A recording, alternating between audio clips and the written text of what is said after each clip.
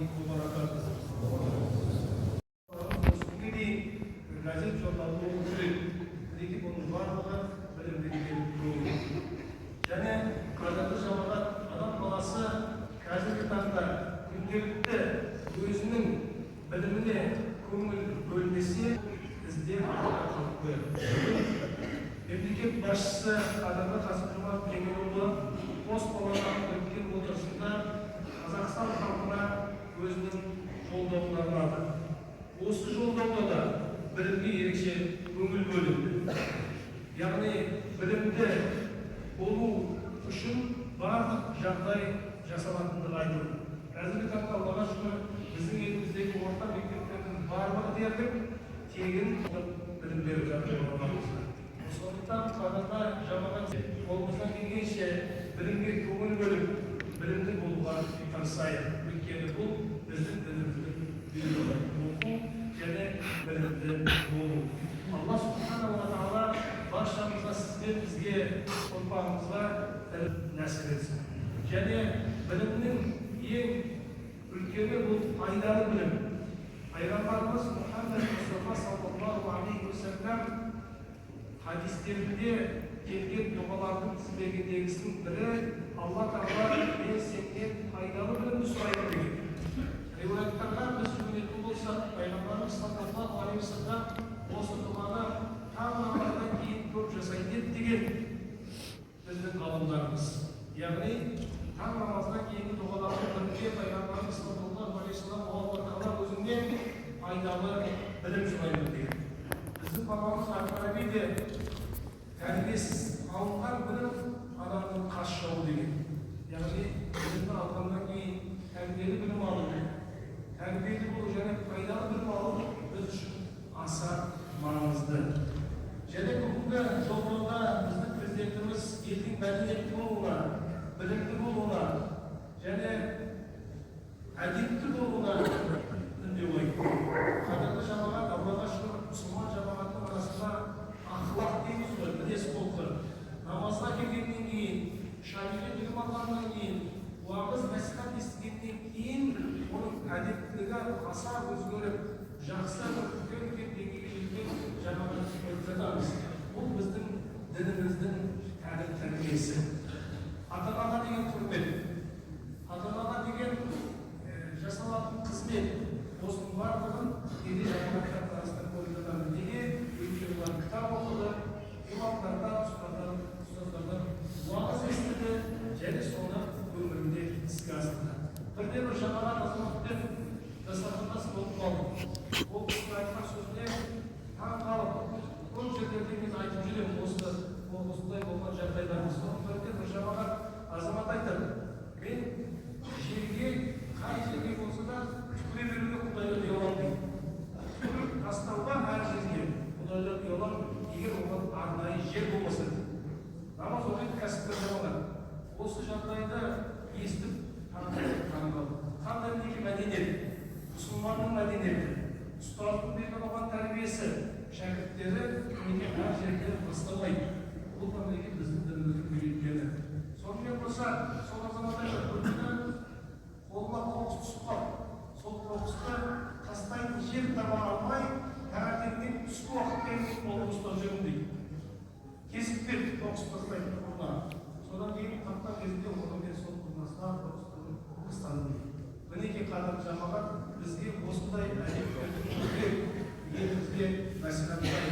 Кейде көріп жатамыз ғой әртүрлі жағдайларды. Біз көп жамағат іздер осы мешітте мінекей мыңдаған адамдар қанша, мыңға дейін одан адамдар жамағаттар барша. Осы жерде әрқайсымыздың отбасымызда бүгін айтылған уағызға аман етілсе, кітап оқылса, білімге көңіл бөлінсе, мәдениеттілікке көңіл бөлінсе, демек мың отбасы мәдениеттілікке келеді деген сөз. Қазір Қазақстанда Аллаға шүкір 3 мыңға жуық мешіт бар. Бүгінгі уағызымыз мұфтияттың мектептері, білімге көңіл бөлу. Білім алу үшін адамға не істеу керек? Соны халыққа, жамағатқа насихат айтылып жатыр бүгінгі жұмада иншалла. Сондықтан қадірлі жамағат, бір-бірімізге мейірімді болайық, бір-бірімізге шынайы дос болайық. Өйткені біз мұсылмандармыз. Пайғамбарымыз саллаллаху алейхи ва саллям айтты: бұл пендегі ол мені бір-біріне шапағат етеді. Ал енді кейде естіп жатамыз ғой, ақыреттік дос болайық. Ақыреттік достықтан мәселесі деп мұсылман бір-біріне айтып жатыр. Бұл дұға керемет дұға. Біз бұл беті бір-бірімізге бауырымыз, өйткені Аллахның қасиетті Құранында айтты, расында мұсылман бір-біріне бауыр. Осы бауырлықтың Аллах осы неде шынайылық нәсіп етсін, және ол неге барғанда да шынайы бауыр болып бір-бірімізге Аллах нәсіп етсін иншалла. Мінекей бүгін біздің Астана қаласы медресе колледжінің шәкірттері отыр қасымызда. Біздің келешегіміз болады. Ұстаздарымыз, имамдарымыз ерлерімізге бір имандыққа тәрбиелейді. Осы бауырларымыздың да иншалла оқушылық құтты болсын. Біз арнайы жамағатқа уағыз айту үшін, сіздерге бізде намаз оқу үшін және шәкірттерді құттықтау үшін бүгін келдік. Қазір жұма намаздан кейін медресеге барып тағы да құттықтармыз. Құрметті шәкірттер, сіздерге де Алла ұзақ өмір берсін. Білім жолдарыңыз жеңіл болсын, ғалым ғұлама болыңыздар. Шынайы Алланың рахматы үшін ғалым болыңыздар. Рия үшін емес, біреу мақтасын, ол ғалым деп айтсын деп емес.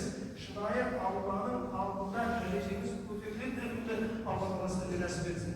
Және халықтарыңызға осындай жамағатты ертең имандылықты әдепті үйрететін құрметті ұстаз болуға біз сізге тілектеспіз. Алла соны нәсіп етсін. Ата-аналарыңыз қуанатындай, ел халық қуанатындай үлкен атақты ғалым болыңыздар. Алла соны нәсіп етсін. Қадірлі жамағат, сөз аяғында айтарым, бүгін біздің мемлекет басшысы біз Аллаға шүкір ата-бабадан қалған аманатты жетілдіруге мойнымызға алған перзенттерміз. Енді барынша сол біз осы мемлекетті жетілдіріп өркендеп өсіруіміз керек. Қадірлі жамағат, сол осы мемлекеттің бір бұрышы сіздермізбіз, мұсылман жамағаты. Біз де қолымыздан келген еңбегімізді барлығымыз жасайық. Ең үлкен әділ болу, адал болу. Алла қаласа адалдықпен ас жесе, ол түнде тыныштықтай оның денсаулығы дұрыс болады. Қандай қисық, әртүрлі адал жолдармен болса, бұл өз-өзін уайымдар, ертең өзіңге тоқиып бір ойларға түскенде, уақыты келеді, қиналады, кезінде өзін бекер жасады деп. Сондықтан қадірлі жамағат, қолымыздан келгенше Алланың әмірін өрсінуді, Алланың қайтарған істерін тыюды, сіз бен бізге ұрпағымызға Алла нәсіп етсін. Күн көзден аман болайық, шайтанның босатасынан босатасын, ел болып, иншалла, бір бұлт болып, бір ауыр болып, өмір сүруді Алла сізден бізге нәсіп етсін. Амин.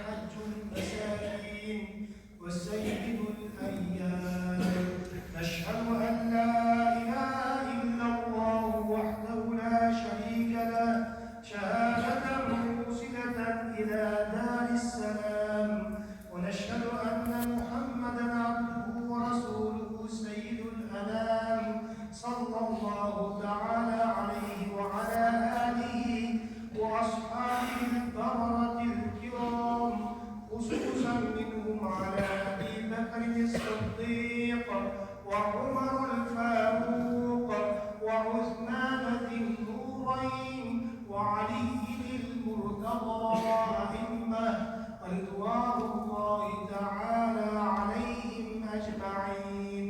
أما بعد أيها الناس أوصيكم عباد الله ونفسي أولا بتقوى الله. أعوذ بالله من الشيطان الرجيم. بسم الله الرحمن الرحيم. اقرأ باسم الذي خلق الإنسان من علق.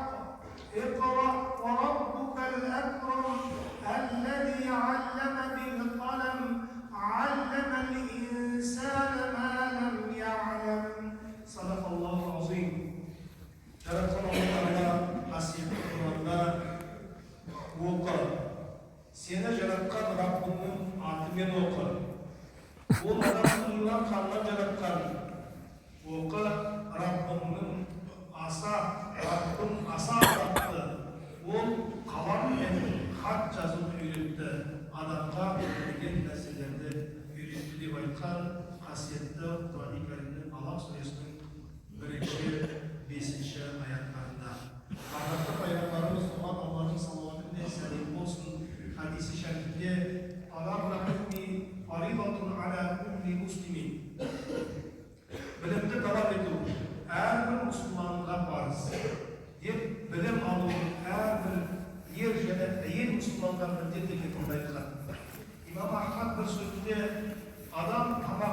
bir-iki mezgil ғана қажет етеді.